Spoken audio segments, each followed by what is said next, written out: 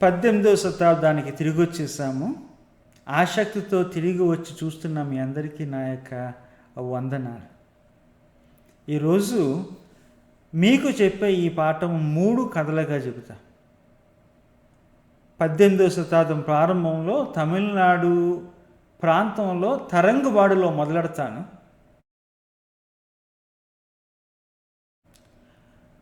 అక్కడి నుండి 18వ శతాబ్దము మధ్య భాగం దగ్గరికి వచ్చే లోపలికి మిమ్మల్ని అమెరికా దేశము తూర్పు తీరానికి తీసుకొస్తా.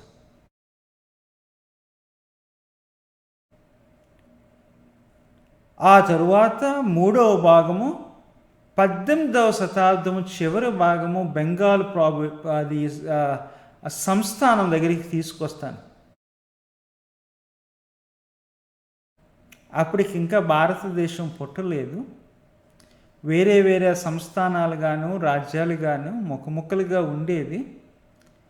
ఇది కొలోనియల్ ఇండియా అంటాం. అది కొలోనియల్ టైం అంటే అర్థం ఏంటంటే అప్పుడు బ్రిటిష్ వాళ్ళు ఉన్నారు, డానిష్ ఉన్నారు, డచ్ ఉన్నారు, పోర్చుగీస్ ఉన్నారు, ఫ్రెంచ్ ఉన్నారు. వీళ్ళు ఇక్కడ వ్యాపారాలకి ఉన్న సమయం. మొదటి కథ 1707లో మన తమిళనాడు ప్రాంతంలో ధరంగపాడు అనే ప్రాంతానికి 2 మిషనరీస్ వచ్చారు. ఒకడేమో బర్తలోమియా జీగన్బార్గు, రెండో వ్యక్తి హెన్రీ ప్లూచో. 2 జర్మన్స్ వచ్చారు. కానీ వీళ్ళు వచ్చిన ఈ చోటు డానిష్ కాలనీ. దీన్ని తరంగపాడు అని ఎందుకన్నారంటే ఇక్కడ తరంగాల యొక్క అలల యొక్క లయ మాధుర్యంగా ఉండేది. సముద్ర తీరాన ఉంది కాబట్టి వాళ్ళకి రహదారులకి ప్రయాణాలకి ఈజీగా ఉండేది. ఇటు డానిష్ వాళ్ళు ఉన్నారు. డానిష్ వాళ్ళు ముందు ఇక్కడ డచ్ వాళ్ళు ఉండేవారు. డచ్ వాళ్ళకి ముందు ఇక్కడ పోర్చుగీసు ఉండేవారు. సో పోర్చుగీసు ఫ్యామిలీస్ కొన్ని ఇక్కడ ఉండేవి. తర్వాత డచ్ ఫ్యామిలీస్ కూడా కొంతమంది ఉండేవారు.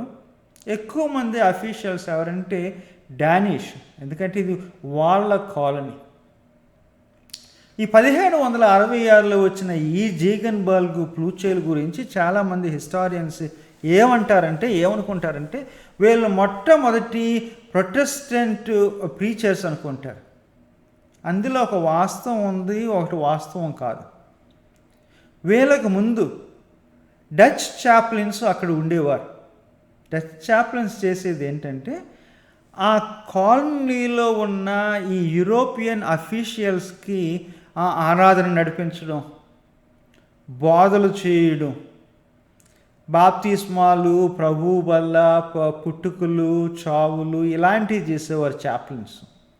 అది యూరోపియన్కి మట్టుకే వాళ్ళ యొక్క పరిచర్య పరిమితమైంది. ఇక డానిష్ ఈస్ట్ ఇండియా కంపెనీ వాళ్ళకి ఆశ ఏంటంటే వాళ్ళు ఉన్న చోట క్రైస్తవ్యం గురించి తెలియాలి, మరి ముఖ్యంగా వాళ్ళ అఫీషియల్స్కి జరగాల్సినవి జరగాలి. కాబట్టి వాళ్ళు ఏం చేశారంటే వాళ్ళ డెన్మార్క్ దేశం నుండి అలా లూథరన్సే కొంతమంది సేవకులను కూడా తీసుకొచ్చారు. సహజంగా వీళ్ళు వచ్చినప్పుడు ఇటు యూరోపియన్ని కలిసేవారు. తర్వాత అప్పుడప్పుడు వీళ్ళ కొరకు పనిచేసే ఈ తమిళులు స్థానికులు ఉంటారు కదా, వాళ్ళు కూడా కలిసేవారు. కాబట్టి ఈ ప్రొటెస్టెంట్ విశ్వాసము అలాగ భారతదేశానికి అక్కడ పరిచయం అయింది. డచ్ ద్వారా, డానిష్ ద్వారా. ఇప్పుడు వీళ్ళు మిషనరీస్ ఎందుకన్నామంటే వీళ్ళు వచ్చింది యూరోపియన్స్ మధ్య పనిచేయడానికి కాదు, భారతదేశంలో స్థానికులుగా ఉన్న వాళ్ళ మధ్యన, మన ముఖ్యంగా అప్పుడు అక్కడ తమిళులు ఉన్నారు, తమిళ మధ్యన పనిచేయడానికి వచ్చారు. కాబట్టి వీళ్ళని మిషనరీస్ అంటారు. పంపించింది ఎవరంటే ఈ డానిష్ మహారాజు ఫెడ్రిక్, అది 4వ ఫెడ్రిక్. అంటే మనకి ప్రస్తుతానికి ఇక్కడ జరుగుతుంది, యూరోప్లో జరుగుతుంది, మనం చూస్తున్నాం కదా. ఏం జరుగుతుంది? పోయిన వారం మీకు చెప్పాను, పైటిజం అని చెప్పేసి.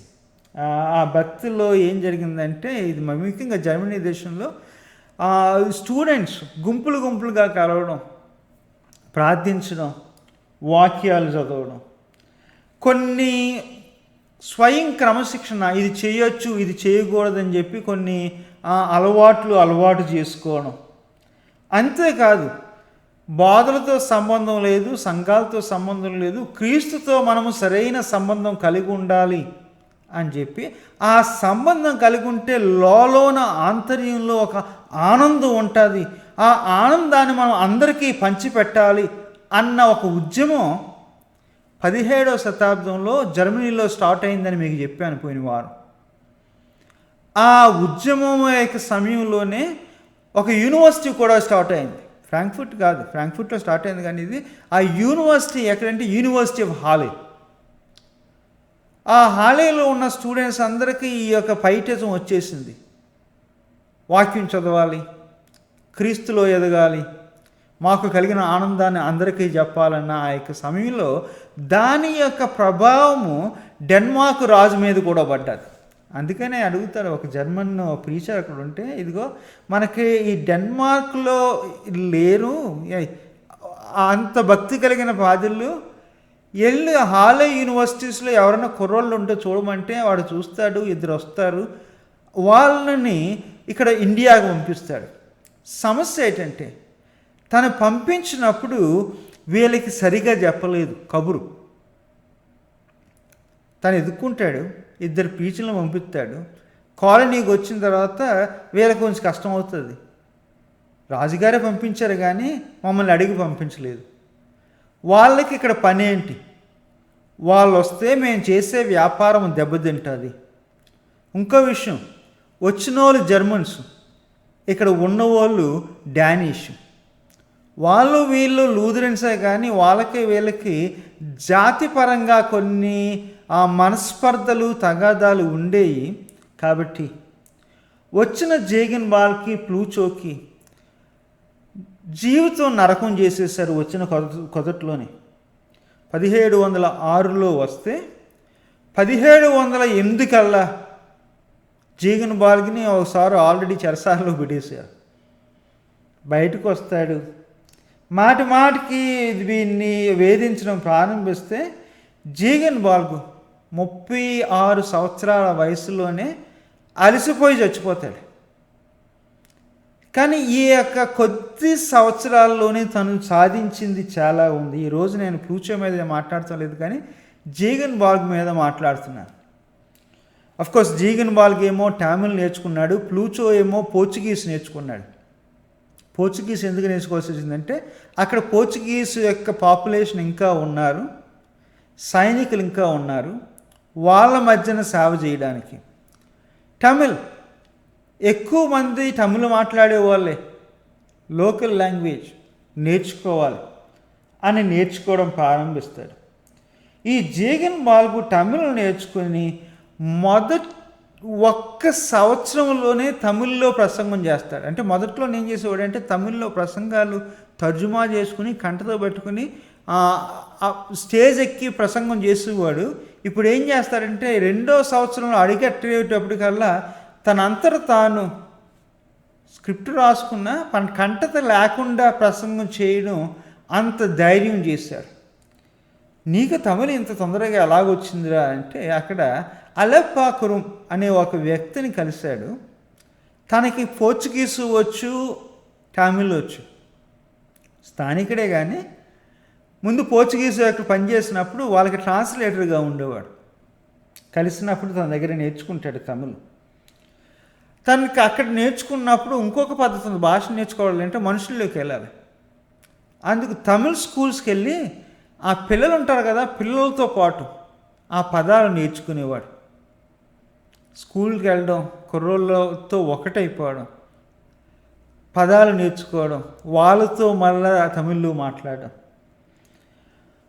2వ సంవత్సరంలో అడిగేటున్నప్పుడేమో తమిళ్లో ప్రసంగం చేశాడు. అదే సంవత్సరంలోనేమో తమిళ్లో ఒక చిన్న ట్రాక్ పాంఫ్లెట్ ఒకటి రాశాడు, పబ్లిష్ చేశాడు. 2వ సంవత్సరంలో అడుగెట్టిన వెంటనే మొదలుపెట్టాడు నూతన బంధన, న్యూ టెస్ట్మెంట్ని ట్రాన్స్లేట్ చేయడం. లూథర్ యొక్క చిన్న క్యాటకిజం ఉంటుంది కదా, ఆ స్మాల్ క్యాటకిజాన్ని కూడా ట్రాన్స్లేట్ చేస్తాడు. 2 సంవత్సరాలు పూర్తయ్యే లోపలికి 2 డిక్షనరీస్ కంపైల్ చేస్తాడు. ఒకటేమో 17,000 పదాలు ఉన్నాయి, ఇంకొక దానికేమో 20,000 పదాలు ఉన్నాయి. తమిళ్ నుండి జర్మన్ గ్రామర్ కూడా 2వ సంవత్సరంలో కంపైల్ చేస్తాడు. 113 పుస్తకాలు దక్షిణ భారతదేశ సంస్కృతి గురించి ఉన్న పుస్తకాలను తమిళ్లో ఉన్నవి అన్నీ సేకరించి తెలిసిన వాళ్ళు తమిళ, తెలుగు, మలయాళీ పండితులకు ఉత్తరాలు రాసి, అయ్యా మీ యొక్క కల్చర్ గురించి నాకు చెప్పండి అని చెప్పేసి ఆ ఉత్తరాలు తీసుకుంటాడు. అది దరిదాపు 99 ఉత్తరాలు. మరికొద్ది సంవత్సరాల్లో జీనియాలజీ ఆఫ్ మలబారియన్ గాడ్స్, మలబార్ల యొక్క దేవుళ్ళు దేవతల యొక్క వంశావళి అయిన ఒక పుస్తకాన్ని కూడా సేకరిస్తాడు. ఈ పిచ్చి ఎలా పట్టింది? భాష నేర్చుకోవాలని, లోకల్ కల్చర్, స్థానిక సంస్కృతి నేర్చుకోవాలని, మతాల గురించి నేర్చుకోవాలని పిచ్చి అక్కడ పట్టింది. మర్చిపోకండి, ఇలా యూనివర్సిటీ స్టూడెంట్స్. ఎన్లైటన్మెంట్ యొక్క ప్రారంభం 18వ శతాబ్దంలోనే ప్రారంభమైంది. కల్చర్స్ని చదవాలని చెప్పేసి, అంటే 16వ శతాబ్దం ముందు, కానీ ఇది మరొకంత లెవెల్కి పెరిగింది. సో ఇది భక్తికి భక్తి ఉంది, చదువు మీద శ్రద్ధకు శ్రద్ధ ఉంది. ఇలా సాధించింది ఏందయ్యా అంటే, క్రైస్తవ్యాన్ని స్థానిక భాషలోకి తర్జుమా చేశారు. 2, స్థానికుల్ని గురువులుగా ట్రైనింగ్ ఇచ్చి అభిషేకించారు. 3, మోడల్ స్కూల్స్, అంటే అందరికీ, పేదోళ్ళకి గొప్పోళ్ళకి అందరికీ అక్షరాలు అంకీలతో పాటు ఏదో వృత్తి నేర్చుకోవాలి, అంటే జర్మన్ స్టైల్ అనమాట అని ఆ మోడల్ స్కూల్స్ స్టార్ట్ చేశారు. బాప్తీసం ఇవ్వడం ప్రారంభించారు. కనీసం రోజుకి 2 గంటలు 6 నెలలు క్యాటకిజం నేర్చుకుంటే కానీ బాప్టిజం ఎవరికి ఇచ్చేవారు కాదు. అంటే ఆ విశ్వాసం పూర్తిగా తెలియాలి బాప్తిజం తీసుకోకముందు. అది చేసిన తర్వాత ఆ బాప్తిజం ఎవరికన్నా ఇవ్వచ్చు, యూరోప్ వాళ్ళకన్నా ఇవ్వచ్చు, లేకపోతే కాలనీ కొరకు పనిచేసే వాళ్ళకన్నా ఇవ్వచ్చు, యజమానులకన్నా ఇవ్వచ్చు, బానిసలకన్నా ఇవ్వచ్చు. వాళ్ళందరినీ ఒక చోట కూర్చోబెట్టి ఆరాధన ప్రారంభించారు. అది కొంచెం అక్కడ ఉన్న యూరోపియన్ అఫీషియల్స్కి కష్టమైంది, అగ్రవర్ణాలకు కూడా కష్టమైంది. అందుకు ఏం చేస్తారంటే ఒక గుడి కట్టాడు. గుడి కట్టినప్పుడు ఆ యూరోప్ వాళ్ళంతా ఒకవైపు, అగ్రవర్ణం వాళ్ళంతా ఒకవైపు, అల్పవర్ణులుగా భావించే వాళ్ళందరినీ ఒకవైపు కూర్చోబెట్టి అందరూ ఒక కప్పులో తాగనంటే చిన్న ఇవ్వడం మొదలుపెట్టారు. ఇప్పుడు మన గుడిలో ఎవరన్నా చిన్న ఇస్తున్నారు, ఆ కప్పులు ఉన్నాయి కదా, ఆ అలవాటు అక్కడే ప్రారంభమైంది అని విన్నాను నేను. అప్పటి వరకు అందరూ ఒకే కప్పులో తాగేవారు. ఇవన్నీ ఎందుకు చెబుతున్నానంటే, క్రైస్తవ విశ్వాసం తమిళ భాషలో తమిళోళ్ళు తమకు అర్థమైన రీతిగా ఆర్టికులేట్ చేశారు. తమ యొక్క ఆచారాలకు తగినట్లుగా గుళ్ళు కట్టుకోవడం, ఆరాధన చేయడం. ఒక మాటలో చెప్పాలంటే విశ్వాసం తర్జుమా అవడం ద్వారా స్థానికులు తమ అవసరాలను బట్టి, తమ ఆలోచనలు బట్టి, ఆచారాలకు వీలయ్యే రీతిగా వారు దానిని నిర్వచించడం ప్రారంభించారు. స్థానిక క్రైస్తవ్యం అక్కడ పుట్టింది. అందుకని అంటారు ఇట్ బిగ్యాన్ అట్ ట్రాంకోబా. అది పుస్తకం సునీల్కర్ రాశారు. ఈ కథ చదవాలంటే మీకు ఇంకా ఎక్కడ దొరుకుతుంది అంటే, డానియల్ జయరాజ్ అని అతను యూకేలో ఉంటాడు, తను కూడా దీని గురించి చాలా రాశాడు. ఓకే, రెండవ కథకు వద్దాం. రెండవ కథకు వచ్చినప్పుడు ఇది ఆ గ్రేట్ అవేకనింగ్స్ అంటాం. అది ఘనమైన మేల్కొలుపులు అంటాం. అమెరికా దేశం తూర్పు భాగం, Connecticut, Massachusetts, New York, New Jersey, Maryland, అది actually Pennsylvania, Delaware, Maryland, Virginia, North Carolina, South Carolina, Georgia, ఈ యొక్క భాగాలు ఉన్నాయి కదా, అక్కడికి వచ్చేద్దాం. 1740 50 సంవత్సరాలలో ఒక పేరు మాకు తెలియాలి, జోనథన్ ఎడ్వర్డ్స్. అమెరికాలో ఉన్న క్రైస్తవ్యం అర్థం కావాలంటే ఎవరైనా సరే జోనథన్ ఎడ్వర్డ్స్ని చదవాలి.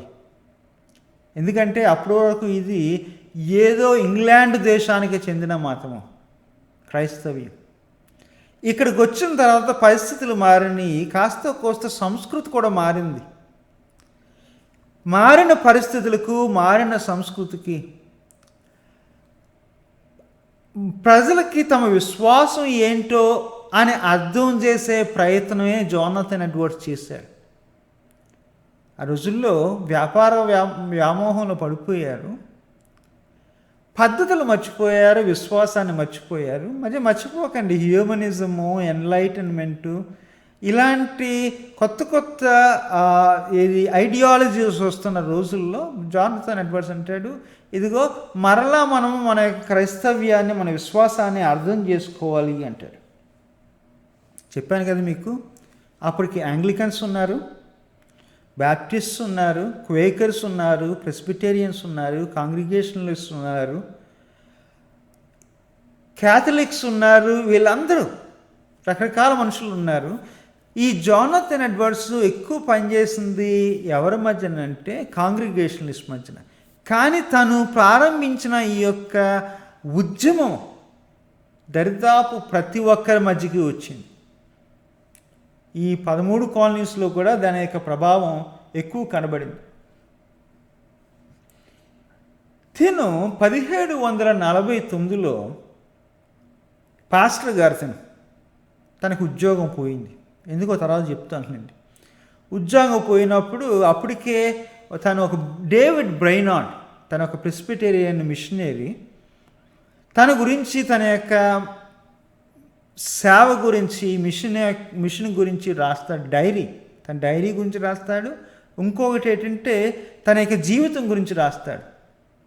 మంచి రచయిత. తను ఉట్టు పుస్తకాలు చూస్తే ఒక లైబ్రరీలో ఒక ర్యాక్ పడుతుంది తన పుస్తకాలు చదవడానికి. 38-39 వాల్యూమ్స్ ఉంటాయి. అంత రచయిత. ఈ డేవిడ్ బ్రైనార్డ్ యొక్క డైరీని కంపైల్ చేసి లైఫ్ గురించి రాసిన సమయంలో తినకు ఉద్యోగం పోతే తినే మిషనరీ అవుతాడు. 1 సంవత్సరం 2 సంవత్సరాలు అనుకుంటా. ఎక్కడ? స్టాక్ బ్రిడ్జ్, మ్యాసచ్యూసెట్స్లో. ఎవరి మధ్యన పనిచేస్తాడంటే నేటివ్ అమెరికన్స్. చెప్పాను కదా, వీళ్ళు తెల్లోళ్ళు యూరోపియన్ నుండి ఇక్కడ రాకముందు ఇక్కడ ప్రజానికి ఉండేవారని చెప్పేసి వాళ్ళ మధ్యన, అంటే అక్కడ ఒక వేకెన్సీ వచ్చింది. ఎస్పీజీ వాళ్ళు పనిచేసేవారు, society for propagation of the gospel వాళ్ళు పనిచేసేవారు. అది ఎప్పుడంటే దాదాపు 1701 ఆ ప్రారంభంలో స్టార్ట్ అయింది అనుకుంటాను.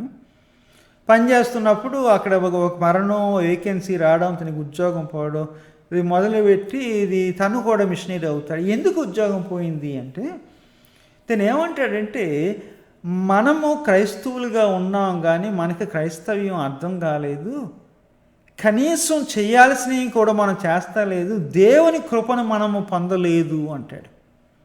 దేవుని కృపను పొందలేదు కాబట్టి మనము పాపులము అంటాడు. పిల్లల గుడికి వస్తలేదు, ఆదివారాలు ఎవరు విశ్రాంతి తీసుకుంటలేదు అంటే తను చెప్పిన మాటలు నేను చెప్తున్నా. మీకు కనీసం మీ విశ్వాసం ఏంటి అంటే ఈ తరంలో ఎవరికీ తెలియదు. ఏదో హ్యూమనిజం అంటాము, ఏదో సెక్యులరిజం అంటాము, ఎవడో ఏదో హ్యూమే చెప్తే అది అంటాడు. ఇలాంటివన్నీ మనం నమ్ముతున్నాము, వింటున్నాము. అది పద్ధతి కాదు. మనకి మన విశ్వాసం తెలియదు. కాబట్టి మేము ప్రభు బళ్ళకు వచ్చినప్పుడు, ఇది అంటే వాళ్ళ నాన్నగారు సేవకుడే, తాత సేవకుడే, వాళ్ళ యొక్క చర్చిలోని పన్నెండు సేవకుడిగా పెట్టుకుంటే, ఆ రోజుల్లోనే ఉందిలేండి, ఇది వారసత్వ పిచ్చి, సేవకుడిగా పెట్టుకుంటే అక్కడ ఏమంటాడంటే, మీరు ప్రభు బళ్ళకు వచ్చినప్పుడు మీ విశ్వాసం మేము దేవుని కృప పొందాము అని వచ్చి పబ్లిక్గా సాక్ష్యం చెప్తే తప్ప మీకు నేను ప్రభువు వల్ల ఇవ్వను. ఎందుకంటే మీరు పాపాన్ని ఒప్పుకోలేదు, దేవుని కృప పొందలేదు, మీకు ప్రభువు వల్ల ఎందుకు అని అంటాడు. అందుకే చర్చిలో వాళ్ళకి కోపం వచ్చి, ఇది కాంగ్రిగేషనల్ చర్చే డిసైడ్ చేస్తుంది. ఇక వీళ్ళకి పెద్దలు ఉండి బయటతో సంబంధం ఉండదు, బిషప్లు అయ్యి ఉండరు. కాబట్టి చర్చిలో పెద్దలందరూ కూర్చుని, ఒరే నువ్వు మా దగ్గర పనిచేయరావు బాబు, ఇంత సంస్కృతం అయితే మాకు కష్టమే అంటే, అంత ఏలు యూనివర్సిటీ చదువుకున్నోడికి ఇప్పుడు ఉద్యోగం లేకపోతే కూర్చున్నప్పుడు పుస్తకాలు రాసి మిషనరీగా ఉంటాడు. అఫ్కోర్స్ తర్వాత తను ఏమవుతారంటే ఆ ప్రిన్స్టన్ సెమినరీలో, అంటే అప్పుడు సెమినరీ లేదు, దాన్ని ఇన్స్టిట్యూట్ అనేవారు. ఆ ఇన్స్టిట్యూట్ ఏమో యూనివర్సిటీ అయింది, యూనివర్సిటీలో సెమినరీ వచ్చింది, అన్నీ తర్వాత వచ్చినాయి. కానీ తను 3వ ప్రెసిడెంట్ అనుకుంటాను, అంటే తన యొక్క తెలుగును బట్టి వాళ్ళు తీసుకెళ్లారు. ఇలాంటి వ్యక్తి నీడలో, నిజానికి నీడలో కాదు, రోల్ మోడల్ అంటాడు. నాకు డేవిడ్ బ్రైనార్డ్ నాకు హీరో అంటాడు. ఆఖరికి బ్రైనార్డ్ ఎంత 29వ సంవత్సరంలో ఎప్పుడు చనిపోయాడు. చనిపోయే ముందు తీసుకొచ్చి తన ఇంట్లో పెట్టుకొని చివరి కాలంలో తనే పరిచర్యలు చేస్తాడు డేవిడ్ బ్రైనార్డ్. డేవిడ్ బ్రైనార్డ్ కూడా ఈ యొక్క నమ్మకం ఏంటంటే, ఈ డేవిడ్ బ్రైనార్డ్ ఇక్కడ నేటివ్స్ మధ్యన, మళ్ళీ ఈ స్థానికుల మధ్యన, అంటే ఈ తెల్లోళ్ళు రాకముందు ఉన్న ఈ నేటివ్స్ ఉన్నారు కదా, మహికన్స్తో ప్రారంభిస్తాడు. మహికన్స్తో పనిచేసిన తర్వాత మళ్ళీ అక్కడ నుండేమో పెన్సిల్వేనియా వెళ్తాడు, పెన్సిల్వేనియా నుండేమో న్యూజెర్సీ వెళ్తాడు. ఈ 3 చోట్ల కూడా ఈ నేటివ్ అమెరికన్స్, ఇండియన్ అమెరికన్స్ అంటాం, అంటే మన ఇండియన్స్ కాదు, ఇక్కడ ఆ నేటివ్ అమెరికన్స్తో గడుపుతాడు. చెప్తాడు, మీరందరూ పాపం చేశారు, దేవునికి కృప కావాలి. అది బేసిక్ నమ్మకం. జోనథన్ ఎడ్వర్డ్స్ నమ్మకం, డేవిడ్ బ్రైనార్డ్ యొక్క నమ్మకం. చాలా కోపం వస్తుంది, ఏంటి మీరు పాపులంటే మీరు నమ్మదం లేదు అని నేటివ్ అమెరికన్స్ మీద వాళ్ళు చాలా కోపపడతారు. తను వయస్సు ఎక్కువ లేదు, చెప్పాను కదా, అది టీబీ వచ్చింది. టీబీ వచ్చి అనారోగ్యంతో తను చనిపోవడం జరిగింది. ఇలాంటి ఆ ఉద్యమం వీళ్ళిద్దరే కాదు, జోనథన్ ఎడ్వర్డ్సే కాదు, డేవిడ్ బ్రైనార్డే కాదు, గిల్బర్ట్ టెనెంట్ అని, అది ఒరిజినల్గా న్యూజెర్సీయే, కానీ ఇతను ఒకచోట ఉండే మిషనరీ కాదు, ఊరూరు తిరిగేసి వివిధ రాష్ట్రాలకు వెళ్ళి మరలా ఏం చెప్పాడంటే, మీరందరూ పాపులు, మీకు కృప కావాలి, నమ్మండి అని బాప్తిస్టాలు ఇవ్వడం. అది మళ్ళా అంటే చాలామంది బాప్తిస్టాలు పొందారు. బాప్తిస్టాలు పొందిన వాళ్ళనేమో మరలా దేవుని యొక్క దగ్గరికి తీసుకురావడం, ప్రభు వాళ్ళకి సిద్ధపరచడం అని ఉద్యమం వాళ్ళ మధ్యన తీసుకురావడం చేస్తాడు. అలాగే నేనున్న చోట వర్జీనియాలో శామ్యుయల్ డేవిస్, హ్యానోవర్ కౌంటీలో, తాను ఆఫ్రికన్ అమెరికన్ మధ్యన, అంటే నల్లలు ఉంటారు కదా, నల్ల సోదరిమణులు, వాళ్ళ మధ్యన చెప్పాను కదా, అది ఆఫ్రికా నుండి కొంతమంది బానిసలుగా తీసుకురాబడ్డారు కాబట్టి వాళ్ళ మధ్యన తను కూడా పనిచేస్తాడు. ఈ శామ్యుయల్ డేవిస్ హ్యానోవర్ కౌంటీ, అంటే ఈ వారాంతం అక్కడ నేను ప్రసంగం చేస్తున్నాను, ఊరూరు మళ్ళా ఇక్కడే తిరిగేవాడు. అనేక మందికి కృప గురించి చెప్పి ఉజ్జీవంలో వాళ్ళ మధ్యన మేల్కొలిపాడు. తనకి ఇంకొక పేరు ఉంది, ఏంటంటే is a son of thunder, ఉరుము లాంటి ప్రీచర్, అలాంటి ప్రీచర్ అనమాట. ఇంకొక వ్యక్తి ఉండేవాడు, అసలు ఇతను బ్రిటిష్, జార్జ్ వైట్ఫీల్డ్, మీలో చాలామందికి తెలుసుంటుంది. తాను మొత్తం అంతా తిరుగుతాడు, ఆఖరికి సౌత్ కేరళైనా, జార్జియా కూడా తిరిగి మరలా నల్ల సోదరులు బానిసలుగా ఉండేరు వాళ్ళ మధ్యన పరిచయం చేస్తాడు. ఇదంతా ఎందుకు చెప్తున్నా అంటే, క్రైస్తవ్యం అప్పుడు వరకు తెల్లోళ్ళతో ఉండేది. ఈ 18వ శతాబ్దంలో ఇటు నేటివ్ అమెరికన్స్ వైపుకి వచ్చింది, అలాగే ఆఫ్రికా నుండి బానిసలుగా తేవబడిన దగ్గర వారికి కూడా వచ్చింది. అంతేకాదు క్రైస్తవ్యం ఈ దేశానికి అప్పుడు సొంతం అయ్యింది. అందరూ ఇప్పుడు క్రీస్తు గురించి వెంటనే కాదు, అర్థం చేసుకోవడం, పాపులమని తెలుసుకోవడం, కృపను అనుభవించడం, ఉజ్జీవింపబడడం, వాళ్ళు నమ్మే నమ్మకాలు వాళ్ళు సొంతంగా ఆలోచించడం, అది నీ దేశీయభావం అప్పుడే పుట్టింది. అందుకనే ఇది 1800 శతాబ్దం మధ్యలో ఇది జరిగిన వెంటనే అది అమెరికన్ విప్లవం స్టార్ట్ అయింది 1765లో. మీ మతం మాకెందుకు, మీ ప్రభుత్వం మాకెందుకు, మా మతం క్రైస్తవ్యం అని చెప్పడం, మా ప్రభుత్వం మాకు కావాలి అని వాళ్ళు రాజ్యాంగం రాసుకుని 1782-83 కల్లా ఇక్కడ యునైటెడ్ స్టేట్స్ ఆఫ్ అమెరికా పుట్టింది. వాళ్ళకంటే ఒక రాజ్యాంగం పుట్టింది. నిజానికి వాళ్ళు మతంలో జరిగిన ఉద్యమం ఉంది కదా, ఆ మేల్కొలుపు ఉంది కదా, మా విశ్వాసం మా రాజ్యం అన్నది, అది ఈ దేశ స్వతంత్రానికి నాంది పలికింది అన్నమాట. సో ఇంతమంది పేర్లు చెప్పాను. జోనథన్ ఎడ్వర్డ్స్ అని, జార్జ్ వైట్ఫీల్డ్ అని, డేవిడ్ బ్రానార్డ్ అని, గిల్బర్ట్ టెనెంట్ అని, శామ్యుయల్ డేవిస్ అని, వీళ్ళందరిలో ఏముందంటే మిషనరీ కాన్షియస్నెస్, ఉద్యమమే కాదు సౌవార్థిక స్పృహ వాళ్ళలో ఉంది. 18వ శతాబ్దం చివరకు వద్దాము. ఇప్పుడు బెంగాల్ వచ్చేద్దాము. మీకు జ్ఞాపకం లేదు కానీ అందరూ చాలామంది అంటారు విలియం కేరీ అని చెప్పేసి. తెలియక కొంతమంది అంటారు father of modern missionary movement అంటారు.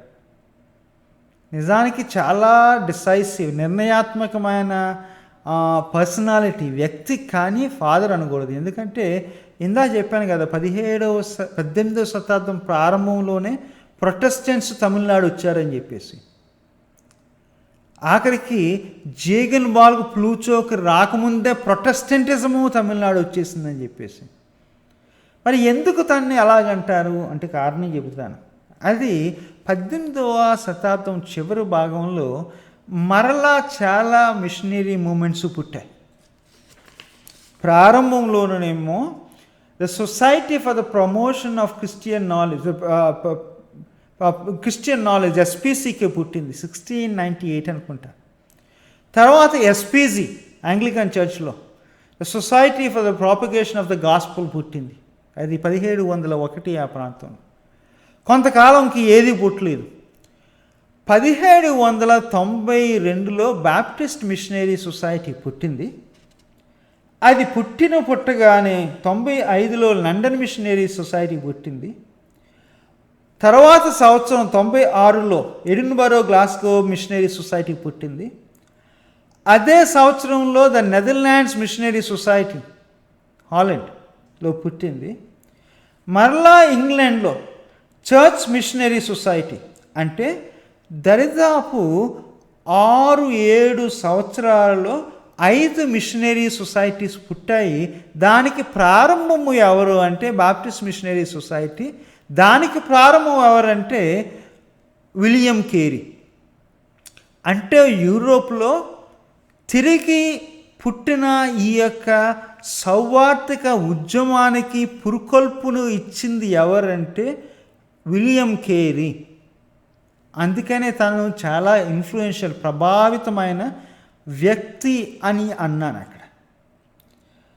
ఇంకేం జరుగుతుంది 1791లో విలియం కేరీ, ఒక మర్చిపోక, నేను బాప్టిస్ట్ పాస్టర్ గారు, అది ఆదివారం ప్రసంగాలు చేసి మిగిలిన రోజుల్లో స్కూల్లో మాస్టర్ గారు ఇది జియోగ్రఫీ అంటే భౌగోళిక శాస్త్రం గురించి చెప్పేవారు. భౌగోళిక శాస్త్రం యూరోపియన్స్కి ఎలా తెలుస్తుంది రబ్బా చెప్తాను మీకు. ఆ రోజుల్లోని ఈ ఈస్ట్ ఇండియా కంపెనీ వాళ్ళు, అంటే ముఖ్యంగా అది ఇంగ్లీష్ వాళ్ళు వివిధ దేశాల్లో ఉంటున్నప్పుడు దేశాల గురించి స్టడీ చేసేవారు. ప్రపంచం ఇలాగుంటుంది, ప్రపంచంలో ప్రజల యొక్క అలవాట్లు ఎలాగుంటాయి, వాళ్ళ నమ్మకాలు ఎలాగుంటాయి, ఇవన్నీ చదివేవారు. చదివే స్కూల్లో పిల్లలకు బడి చెప్పేవాడు. ఒకసారి కూర్చుంటాడు, ఏది ప్రపంచం ఎంత పెద్దది, ప్రపంచంలో అందరికీ క్రీస్తు తెలుసా అని ఆలోచించి ఒక పుస్తకం రాస్తాడు 1791లో. అది బెస్ట్ సెల్లర్ అయిపోద్ది. కావాలంటే మీకు ఇది ప్రస్తుతానికి గూగుల్లో కొడితే దొరుకుతుంది, అది కాపీస్ ఉండొచ్చు పీడిఎఫ్. అందులో అంటాడు, ఇదిగో ప్రపంచం ఇలాగ ఉంటుందయ్యా అని చెప్పేసి, ఆఫ్రికా ఖండం అలాగా, ఏషియా ఖండం ఇలాగా, తర్వాత నార్త్ అమెరికా అలాగా, సౌత్ అమెరికా ఇలాగా అని చెప్పేసి ఓషియానా గురించి, ప్రపంచంలోది దేశాల గురించి, ప్రజల గురించి, వాళ్ళ సంస్కృతులు నమ్మకాల గురించి రాసి, గతంలో మిషనరీస్ క్రైస్తవులు వెళ్ళారు, ఈ ప్రయత్నాలు చేశారు క్రీస్తుని పరిచయం చేయడానికి అని చెప్పి, చివరిలో ఒక వాదన ఏంటంటే ఇప్పుడు మనం చేయాలి, క్రీస్తుని పరిచయం చేయాలి అని చెప్పి అంటాడు. మనం చెప్పకపోతే వాళ్ళకి వినే అవకాశం ఉండదు, వినకపోతే విశ్వాసం పుట్టదు, విశ్వాసం పుట్టకపోతే క్రీస్తు దగ్గరికి రాదు అని వాదిస్తాడు. అది తన యొక్క పుస్తకం యొక్క సారాంశం. ఆ పుస్తకాన్ని చదివిన తర్వాత ఇంగ్లాండ్ దేశంలో ప్రతి ఒక్కరికి మనసు పుడుతుంది. ఇంగ్లాండ్ దేశంలో కాదు, దాదాపు వెస్ట్రన్ యూరోప్ ప్రాంతంలో అప్పుడే మేము వెళ్తాం అని చెప్పేసి ప్రజలు మిషనరీస్గా రావడానికి సిద్ధపడతారు. ఇది ఎవరు మన విలియం కేరీ సమయంలో ఇంకేం జరుగుతుంది మర్చిపోకండి. జాన్ వెస్లీ, చార్ల్స్ వెస్లీ, పరిశుద్ధతలో ప్రజలు పెరగాలి, దేవుని కృపలో ప్రజలు పెరగాలి. అవును, కృప ఇవ్వబడింది, కానీ ఆ కృపలో మనం వెదుగుతూ ఉండాలని చెప్పేసి కొన్ని పద్ధతి ప్రకారమైన జీవితం, పరిశుద్ధమైన జీవితం గురించి చెప్పిన యొక్క బోధలు జాన్ వెస్లీ, చార్ల్స్ వెస్లీ చేయడం. ఒక ఆయనేమో సంఘాలను ఒక ఉద్యమంగా ప్రారంభించడం, మరొక వ్యక్తి ఏమో పాటలు రాయడం. తమ్ముడు చార్ల్స్ వెస్లీ, ఇద్దరు కూడా ఒకప్పుడు మిషనరీస్ అమెరికా దేశంలో జార్జియా ప్రాంతంలో. ఇలాంటి అది జరుగుతుంది. ఇంకేం జరుగుతుంది మర్చిపోకండి, ఫ్రెంచ్ రెవల్యూషన్, ఫ్రెంచ్లో విప్లవం. ఆ విప్లవం వచ్చినప్పుడు మతానికి ఉన్న చోటు కాస్త కోస్త పోవడం, మూఢనమ్మకాలు పెరిగినాయి. హ్యూమనిజం, ఎన్లైటన్మెంట్, మేల్కొల్పు యూరోప్ అంతా వచ్చింది. పాలిటిక్స్ అనేది, ఎడ్యుకేషన్ అనేది, సైన్స్ అనేది, మతం అనేది, సైకాలజీ అనేది, వీటిని అన్నిటినీ పునర్నిర్వచించడం ప్రారంభించారు. These things have been redefined enlightenment సమయంలో. ఇదే సమయంలో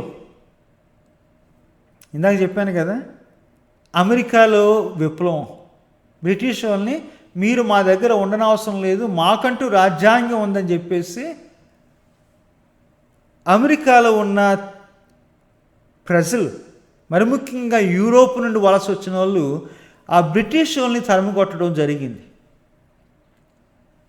ఇదే సమయంలో బ్రిటన్ వాళ్ళు, ఫ్రెంచ్ వాళ్ళు మన భారతదేశంలో కూడా ఆ గొడవ ఆడుతున్నారు. ఆ ఎన్లైటన్మెంట్కి బేసిస్ ఏంటంటే సమానత్వం, స్వేచ్ఛ, సోదరభావం, సోదరీభావం. ఈ ఐడియాస్ ఇదే సమయం 18వ శతాబ్దం చివరిలో వచ్చాయి. సో ఒక మాటలో చెప్పాలంటే ఇక క్రైస్తవ్యం మోడర్నిటీకి ముడిపడింది. మీకు అప్పుడు 19వ శతాబ్దం గురించి చెప్పినట్టు చెప్తాను. చాలా మట్టుకి క్రైస్తవ ఆచారాలు మారుతున్న ఈ యొక్క సంస్కృతికి, సరళికి తగ్గట్టుగా ఈ 18వ శతాబ్దంలోనే మారాయి. కానీ ఈరోజు మనం ఫోకస్ చేసింది ఏంటంటే సౌవార్తిక స్పృహ, పైటిజం, క్రీస్తుకు మనుషులకి ఉన్న సంబంధము, కలిగే సంతోషము, అది అందరికీ చెప్పాల్సిన బాధ్యత 18వ శతాబ్దం ప్రారంభంలో జీగన్బార్గ్ కూర్చోలతో, 18వ శతాబ్దం మధ్య భాగంలో అమెరికా దేశంలో పాపులమి కృప కావాలి, పశ్చాత్తాపం చెందాలి, ఉజ్జీవింపబడాలి అన్న ఆ స్పృహలోండి పుట్టిన అమెరికా దేశంలో సౌవార్తిక ఉద్యమం గురించి. మరలా 18వ శతాబ్దం చివరికి వచ్చే లోపలికి బెంగాల్లో విలియం కేరీ లాంటి వాళ్ళు, అదే సమయంలో యూరోప్లో స్థాపించబడిన మిషనరీ సొసైటీస్. ఆ విలియం కేరీ గురించి చెప్పినప్పుడు మర్చిపోతాను, మతం అనేది లోన మరి జరిగేది కాదు, సామాజికంగా దాని యొక్క ప్రభావం ఉంటుంది. సోషల్ రిఫార్మ్స్, సతీ సహగమనాన్ని ఖండించడం జరిగింది, పిల్లలను బనేవడం ఖండించడం జరిగింది, ఒక విధంగా భారతదేశంలో ఈ యొక్క రినైసెన్స్, బెంగాల్ రినైసెన్స్ అంట దానికి అది పురుగొల్పింది. ట్రాన్స్లేషన్స్, బైబుల్ ట్రాన్స్లేషన్స్ అప్పుడు ట్రాంకోబార్లోనే స్టార్ట్ అయిందని చెప్పాను. ఇక్కడ ఇంకా ఊపు అందుకుంది. ట్రాంకోబార్ నుండి వచ్చిన వాళ్ళు వెపరియల్ని తెలుగులో ట్రాన్స్లేట్ చేశాడు. మరలా ఇక్కడ తెలుగు ట్రాన్స్లేషన్ కూడా ప్రారంభమైంది. ట్రాంకోబార్ టైపే స్థానికులు బోధకులుగా ఉండాలి అని చెప్పి ఇక్కడ చివరిలో మరలా ఉద్యమం అప్పుడే పుట్టింది. సిరంపూర్ యూనివర్సిటీ తర్జుమాలు, బైబిల్ తర్జుమాలు అంటే స్థానికులు తమ భాషలో తమకు అర్థమయ్యే రీతిగా తమ క్రైస్తవ్యాన్ని నిర్వచించుకుంటారు, ఆచరిస్తారు.